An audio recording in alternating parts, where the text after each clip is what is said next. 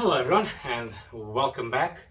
Today we're going to be focusing on the actual outer seal or the outer shell or outer rocker as you might call it.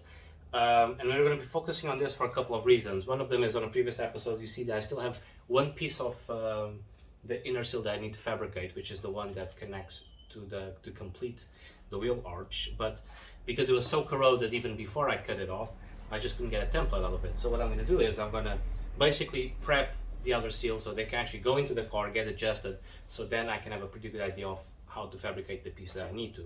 Now, the outer seal is not just a case of just slapping it in and Bob's your uncle, as they say in Britain. There's a lot of preparation that needs to be done in here. Namely, I need to drill some holes all along the seal at the top and at the bottom. This is the bottom bit, at the bottom and at the top, so that then they can actually match the area that I'm going to be drilling in the actual car. So I'm going to be drilling holes over there based on the holes that I've made here. The second bit of it is that this is galvanized steel, and galvanized steel is rust resistant, but it's not rust proof. Also, another thing with galvanized steel is that once you weld it, it actually releases a toxic fume, and I don't have a respirator, and I don't want to get ill. You're not going to die out of it, but better be safe than sorry. So what I'm going to do is I am going to basically, with an angle grinder, I'm just going to sand the areas that I'm going to weld to take off that galvanized coating. You can also use, for example, white vinegar that reacts with the zinc and the galvanization and removes it. But I'm going to do that. So when we're going to do the holes, we're going to do basically the sanding of the galvanization off. After that, I'm going to scuff this up a little bit on the inside, clean it, and apply a etching primer so that it protects it a little bit more from rust. The process when you have a galvanized metal is that instead of the rust actually corroding the metal, it reacts with the zinc that makes the galvanization and corrodes that instead. But it's not rust proof because eventually that zinc coating will disappear and the corrosion will go and eat through the metal. So I'm going to put a bit of primer in here, and then after that I'm actually going to coat the inside of the seal and the outside of where the seal is going to connect in the car with dinitrol, which is an under seal coating similar to waxy oil, and that will ensure that this will never rust again. So to recap, drill some holes, sand the coating off, put a layer of weld-through primer because it's a mating surface, so it needs to have some weld-through primer. Clean the inside, etch prime everything, and then do a coat of dinitrol. Then we're going to actually, with the holes being met, after this is ready, I'm going to just attach it here with some clamps, drill the holes on the actual car, use some click hose to join everything, and then I will be in a position to actually start taking the template for the last piece that it's done. Alright, it's a mouthful, let's get to work.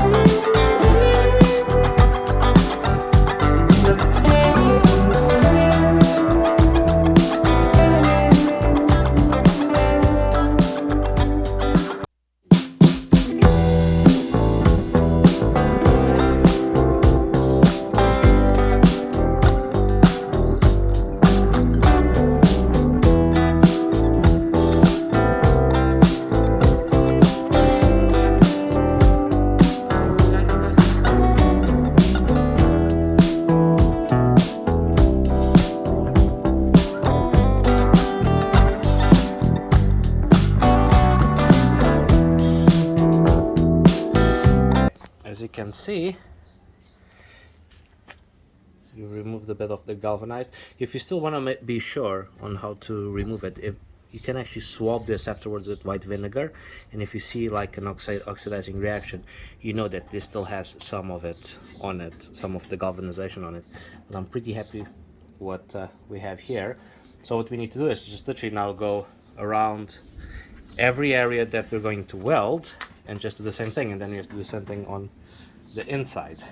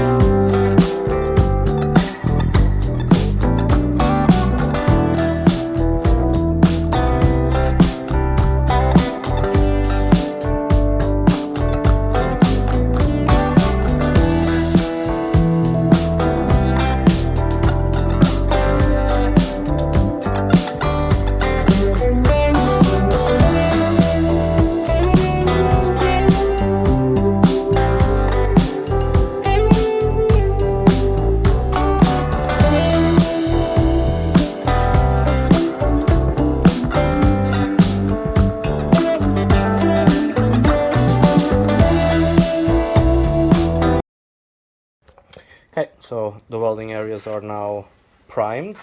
I did clean this a little bit on the inside, because now what we're going to do is we're going to get some really thin, fine grit sandpaper, and just or even like those Scotch Brit pads. We're just going to scuff this up just a wee bit. The idea is not to remove the galvanized coating, but just scruff it up a little bit so that our etching primer can actually attach to it. This will help with preventing corrosion. And then we're going to start applying the dinitol. I also cleaned this area as well, which I just need to then again wipe it up because this garage is filled with dust. And then we're going to apply a coat of dinitol here as well. So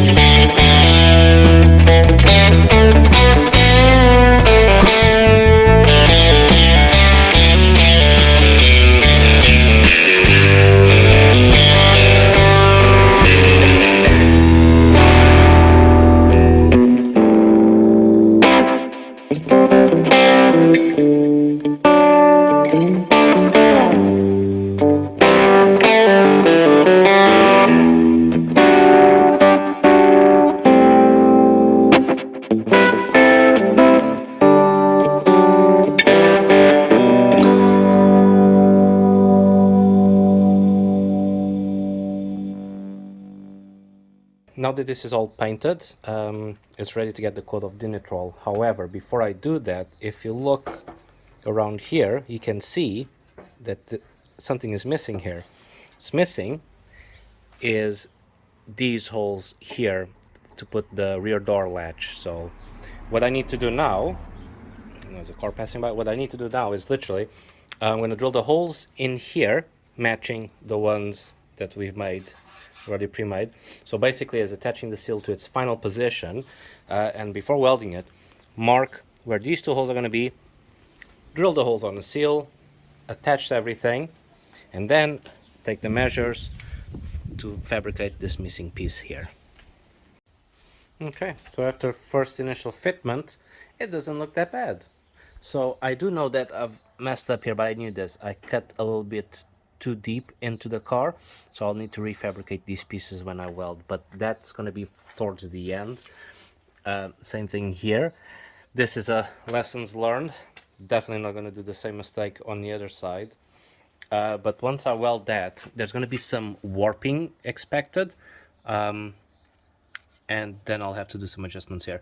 But I think that now we're in a position to start taking measurements to make this piece. So this piece is supposed to cover this whole area and basically touch here. So it's like got a curve to it, and that's going to be the complicated bit to do, but I think we can manage it. So I did a bit of a template with tape. This is just a crude one. So what I did as well is I transferred here to this piece of sheet metal, but this is actually bigger than this because I'm gonna play it safe. I also did some markings that I'm gonna pass on here later, so when I actually are bends, because the shape is quite weird. So we have a bend here which is outwards. These ones are inwards. This was an inwards well because this is basically how it's gonna look like with this curve. And then this is gonna bend inwards as well. And this, another car passing through, and this is going to bend inwards as well. So I got this shape here, but I think I'm going to cut just a little bit bigger here, just on the safe side, because I can always trim instead of adding metal. So yeah, start cutting.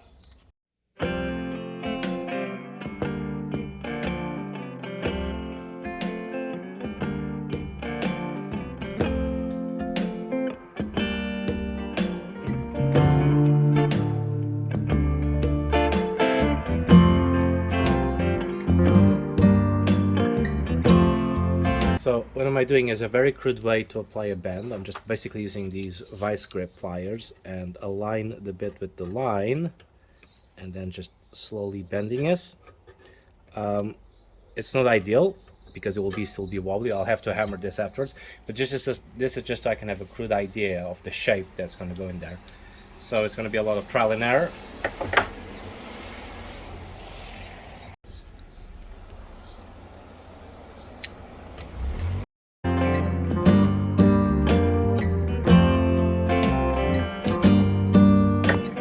Initial fitment. A lot of hammering needs to be done in here to bend this inwards so that this bit can go inwards as well, like that way.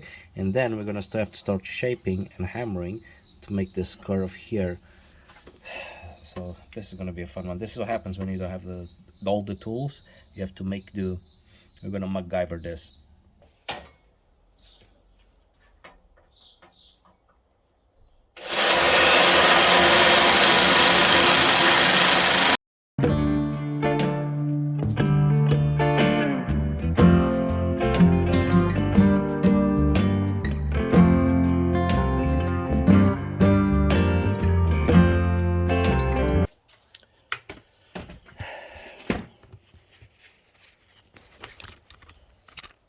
Okay, here they are in their place. Now I am ready to put the Dinitrol.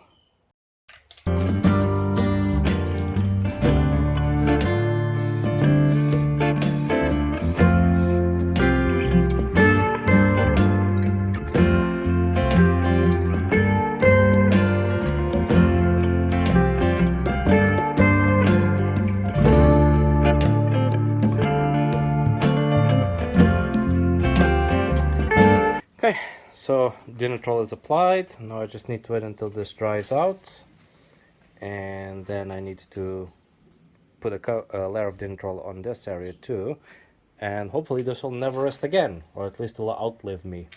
Now what I need to do is, it was a pain to do that piece, which is here, just drying out. I ended up having to weld, having to make a custom piece, so this is how it's gonna fit. So it'll be like this, and then the seal, when it's connected, is gonna basically cover everything else. Yeah, so all we need to do is weld this, and of course I need to grind this a little bit more, because the whole concept is, if there's any rain or water, I don't want it to get stuck in here. I want it just to flow, because the idea is it would flow outside of the seal. It wouldn't be, you know, creating a puddle on the inside.